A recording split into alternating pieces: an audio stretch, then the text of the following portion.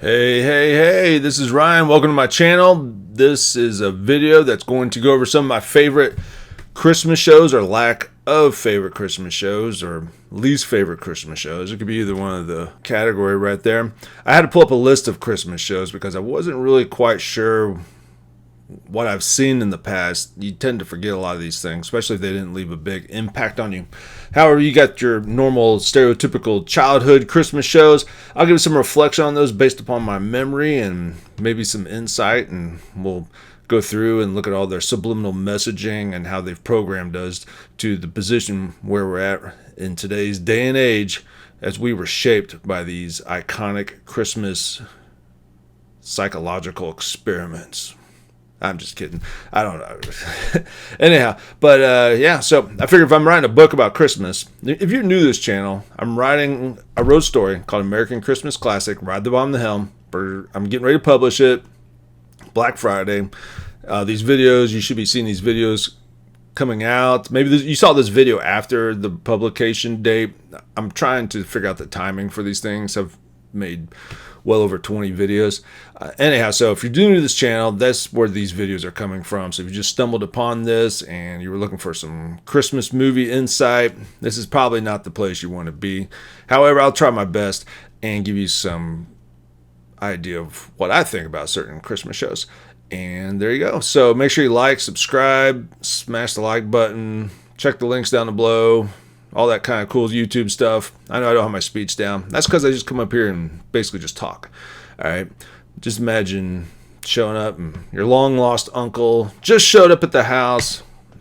It's for the holidays. You haven't seen him in a couple years, and he shows up and he's got all these like weird, mysterious coins and some strange tattoos on his arms and all these weird stories. And his new wife can't come in the house. She has to go sit out in the car the whole time. You know, just weird situations like that. Okay, I'm that guy. Well, actually, no, I'm not that guy. I don't have a wife sitting out in the car, or tattoos, or coins. I guess I am an uncle. But anyhow, let's get to business here. Okay, these are Christmas shows and some things that I had to. I don't know. I just looked up some of your favorite Christmas shows on Google, and first one obviously was the Charlie Brown Christmas Special. If you ever saw that one, we must have been really desperate for entertainment back in the day, because I've watched that with my kids, and I guess it's a classic because it's so simple. Maybe that was just the time in which it came out, and we didn't really have anything else to do. Because I remember, if you watch a show back in the 70s and 80s, you had to be there. Like, you had to be sitting there in front of the television. There was no streaming service for all you millennials watching this stuff. Okay, you probably remember some of it from back in your day, but you probably still had coaxial cable, which had more repetition in the amount of shows coming on. Where I grew up, we had like 3 channels. We had antennas. We had antennas everywhere. You had antenna on the house. You had antenna on the TV. I remember my remote control car, which was a stupid remote control car, but it was a big deal to me when I was a kid. If I pressed the button, it would cause the TV to get a lot of interference. Woo, man, that would get the old man mad. He did not know what was going on, and he would get hot. So I'd sit there around the corner and just like click, click, click, click, click. And actually, that was a Christmas present too. So yeah, I would mess with his head by sitting there messing with the TV, because the TV would just go, because I guess there was some sort of radio interference between the antenna and the remote control. So those were good times back in the day. I guess I should tell you where I grew up in another video. Don't worry, I got a whole list of videos that's coming out here. I promised you in a previous video that I put a cat in a cowboy hat, and the hat just arrived yesterday. Matter of fact, I didn't just get a cowboy hat. I got like a sailor hat, a cowboy hat, and I think there's like some sort of weird banana hat. Okay, so those cat pictures are coming. That's a promise. That's the cat's birthday gift. Oh, the cat's officially 1 year old. If you don't know who the cat is Lieutenant Pickles, which I don't know where he's at. And he had a traumatic this morning, or he had a little drama this morning with getting locked behind a door because he moved a rock in front of it and couldn't open it. So the story of a cat's life. So Charlie Brown Christmas Story, it was, if you haven't seen it, it's worth watching. It's a classic. It's really depressing. It's got the horrible tree at the end. and the towel, and everybody comes together and starts singing Christmas stories. And I think nowadays I'm surprised it actually airs, because it does mention a lot about Christmas and the mentality of Christmas and where it came from, at least from like a Protestant kind of perspective on Christmas, which that's probably the dominant perspective on Christmas, or the dominant perspective on Christmas. I mean, I'm sure Catholicism maybe has a little bit different. I don't know enough about religions to really reflect on that. So if you're fired up about what I just said and want to start putting comments down below, that's cool. Just be professional and smart about what you put. And if you want to put something educational, the link out so we can go learn more, I totally support that. I like that. There's nothing wrong with constructive criticism. Okay, I'm a huge supporter of that. Yeah. So there you go. I'll never claim to be an expert, and I drink coffee on YouTube. I mean, people drink water and other stuff when they're doing presentations on TED Talk, so why can't I drink coffee when I'm making a YouTube video, right? All right, so Charlie Brown Christmas Story, it was cool. Snoopy was always my favorite. I had a bad problem as a kid. Anytime I would walk home from school, I found a dog, I'd bring it home and call him Snoopy. Okay, that was like a regular occurrence for me. It's like, oh, there's a dog, get the dog, bring him home, say his name's Snoopy. Mom and dad are like, nah, it ain't gonna work, man. It's like, you're a dog napper. It's like, nah, I didn't go like in people's backyards and just like, Grand Theft dog type things going on. If it's just dog wandering around, I picked it up and took it home. I guess I was the crazy dog person. I loved dogs growing up. Cats, not so much. But we're talking about Charlie Brown Christmas Special. So Charlie Brown Christmas Special, it's kind of cool. I think there's other funny Charlie Brown Christmas or Charlie Brown specials. I like the one with his like crazy looking cousin with the mustache, and he's always like wearing a dusty hat. I like those episodes.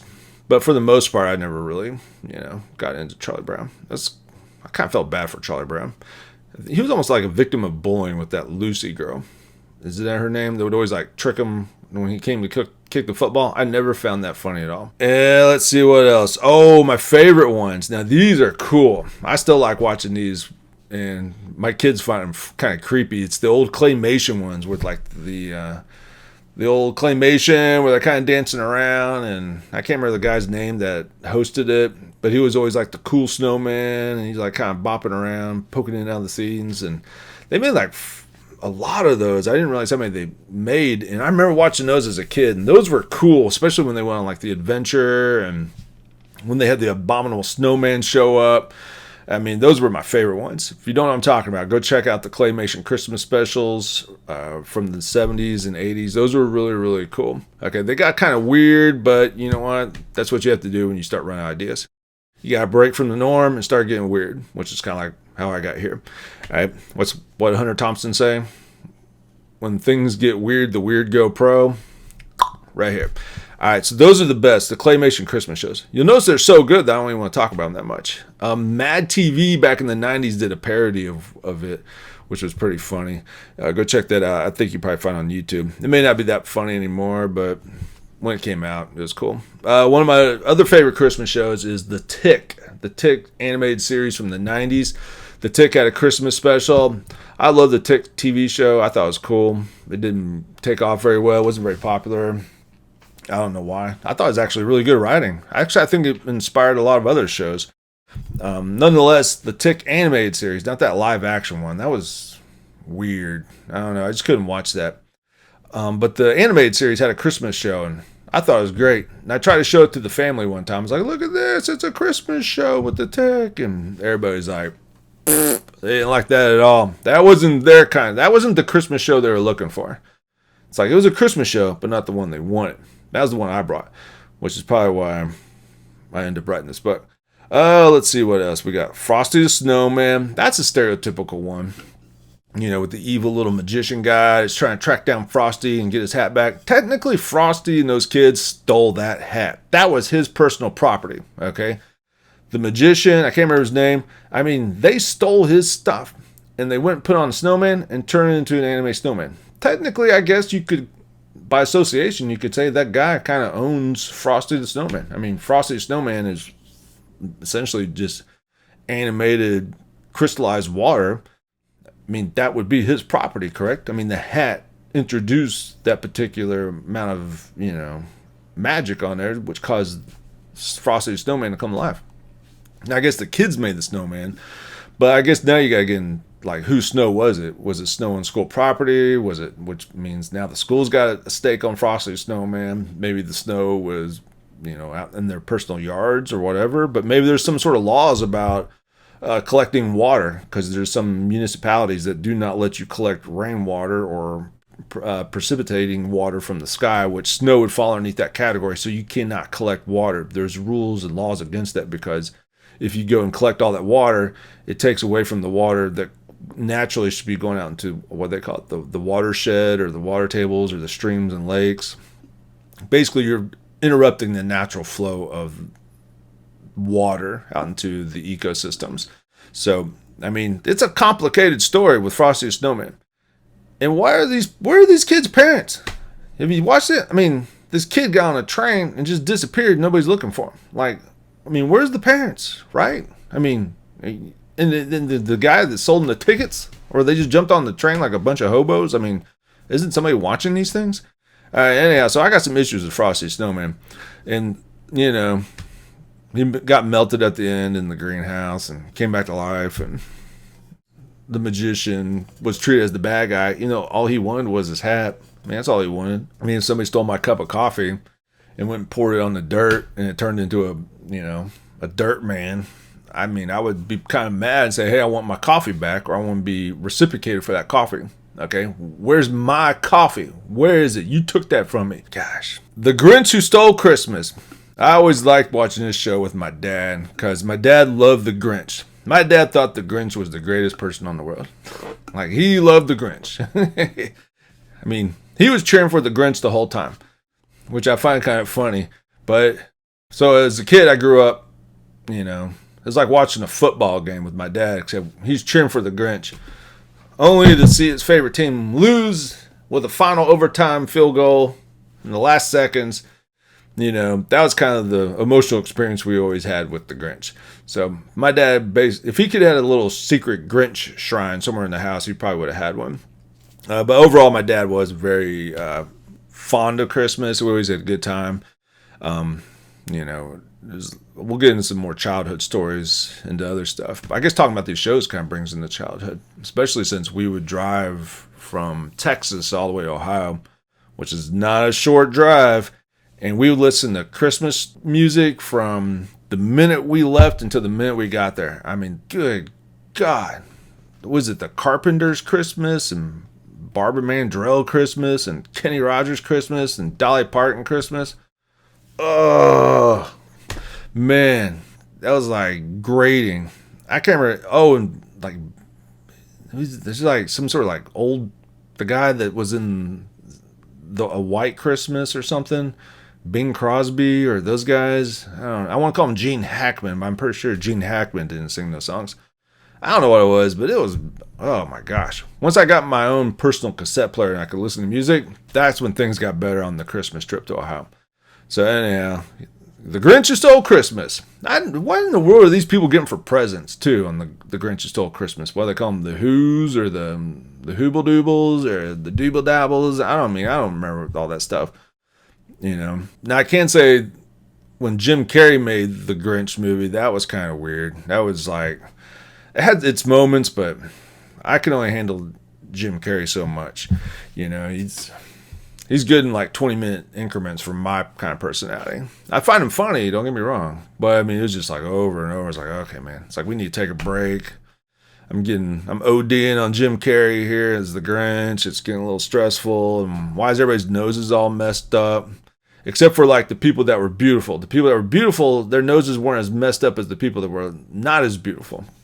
Pay attention to that. Watch that. Watch it in there. All right. Let's see. So the Grinch Who Stole Christmas. I like the Grinch. I always felt bad for the dog. Oh my gosh, I always felt horrible for that dog. That broke my heart. How could you be mean to the dog? Another movie, A Christmas Story. Oh, this video is going longer than normal. But you know what? Hey, we're here. We're talking about movies. Giving you some background information on who I am and where I got this book idea. Well, this isn't where I got the book idea, but these are things that influence me. Let's see. I just noticed that right there. That light's behind the computer shining out. Now it's hitting the back of the monitor. All right, so anyhow, the Christmas Story. Now that one's really, really cool. That one, man, I love that movie. That still holds up. I've actually been to that house up in Cleveland, Ohio. You should go check it out if you ever grow up in that area. Cleveland's an interesting town. You should check it out. But anyhow, and I can tell you this, when you go to the Christmas Story house, you can see the movie and the neighborhood. It really does exemplify what happened. I mean, you can see it there. But once you get outside the neighborhood, not so much. I think there was like this giant industrial, it looked like coal. I mean, it looked like something from Lord of the Rings with the giant pits and fire and all the industrial like destruction. It was like a huge rail yard and factories. I was like, whoa, that's crazy. I would never guess that was behind the Christmas Story house. But yeah, Christmas Story. That encouraged me to get a BB gun. Got a BB gun, and I did not shoot my eye out. I shot bottles and cans. I got really good at shooting a BB gun. And that's where I got that's where my parents got the idea to give me a BB gun. Was from seeing that movie. And yeah, so I got a BB gun from that. And I still got that BB gun. Matter of fact, thing's old. And I got really good at shooting with that. So what I would do is I would shoot bottles out in the creek. And I would shoot them and I would just shave them off. Like, tink, tink, tink, tink. Because I didn't have enough bottles, so I had to just like make every single shot count. Then I got so good I would shoot wasp out of the air. Yeah, that's right. I shot wasp with a BB gun. But I never shot animals or anything. I wasn't allowed to. Because my dad was like very like into protecting nature and animals. And plus, now that I look back on it, you don't want to encourage kids to hurt animals. Because that could lead into some weird pathways that you don't want to go down. Now, if you're doing it responsibly, like hunting or something, under adult supervision, that's a good thing, okay? If it's done with the proper mentality and adult supervision. Now, I know some of y'all are probably like, nah, I'm against hunting. And some of you are like, yeah, hunting, he's talking about it. Okay, I'm not for or against, okay? And I'm not going to tell you what I do with my kids, but I'm just saying, you don't want to encourage kids to hurt animals. That's a bad thing. So Christmas Story. Sorry, I gotta keep looking at my notes. It helps remind me. If I was doing a presentation, it'd be easy. Or if I had a teleprompter, I could just put the teleprompter right behind here, and I could just keep constant eye contact with the camera and look like a total pro on YouTube. And everybody would be like, "Oh my gosh, this guy's so cool and sexy. We love watching his show." And da da da da. Christmas Story. Another thing that stood out to me about that was the bar of soap in the mouth. That happened to me a few times. Yeah, you can probably guess why. Said some things I shouldn't have said, but nonetheless. And the dad in that movie is hilarious too. I love the dad in the movie. That guy, he cracks me up. And then, of course, the bullies. I was a victim of bullying as a kid too, so I can relate with the characters that maybe having some sort of crazy maniac kind of kid roaming around attacking other kids. That's kind of childhood right there. And I hope that doesn't happen as much nowadays. I hope we kind of help monitor that and break those habits with students and kids. It's never a good thing. So Christmas Story, one of my top favorites. Still love that movie. My personal kids probably don't like it because they have the attention span of a goldfish.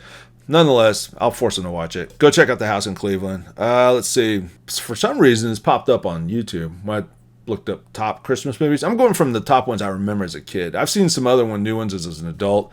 They don't have as much of an impression from my childhood into the current time. Another one was Gremlins. Now, this is kind of like that argument, like Die Hard, the whole classic Die Hard. Like, is Die Hard a Christmas movie or not a Christmas movie?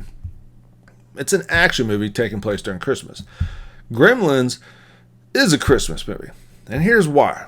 So Gremlins, if you haven't checked it out, it's about these cute little things. They're gremlins, and if you don't follow the rules, which I think 99.9% of all people would fail to follow the rules unless you're extremely disciplined, and the gremlins turn into these little monsters, and they just cause complete chaos. And it came from the mythology in, I think, World War II with like these imaginary monsters destroying machines and stuff. That's kind of where they got the idea from. So anyhow, the Gremlins movie, is a Christmas movie, and here's why. Because the Gremlin is given as a Christmas present. Okay, that was the whole premise. If it wasn't Christmas, the Gremlin would never have been delivered. Okay, the Gremlin was a Christmas present. Therefore, it's a Christmas movie because it's a Christmas present that got out of control. Now, I wish I had a Gremlin when I was a kid, because I know exactly what I would have done. I would have fed it after midnight so it turned into one of those monsters, and then I would have made more of them and caused complete chaos, because inside my little head, I would have thought I could control the Gremlins, and I just thought that'd been a great time. And then if they got out of control, then we'd go hunt them down and, fight them. Okay. As a kid, I thought that'd been the greatest thing in the world. And I probably had my BB gun too at the same time. Gremlins, that movie is fantastic. Once the Gremlins go crazy and out of control, oh my gosh, you can't go wrong with that movie, especially when they're in the bar and the movie theater. I mean, if you're, well, it's funny. I've been to a few parties that look like the Gremlins movie. Okay. Oh, and you can buy the Gremlin that has the popcorn bags on his ears. That's the best one in the world. My gosh. I'm just laughing thinking about that.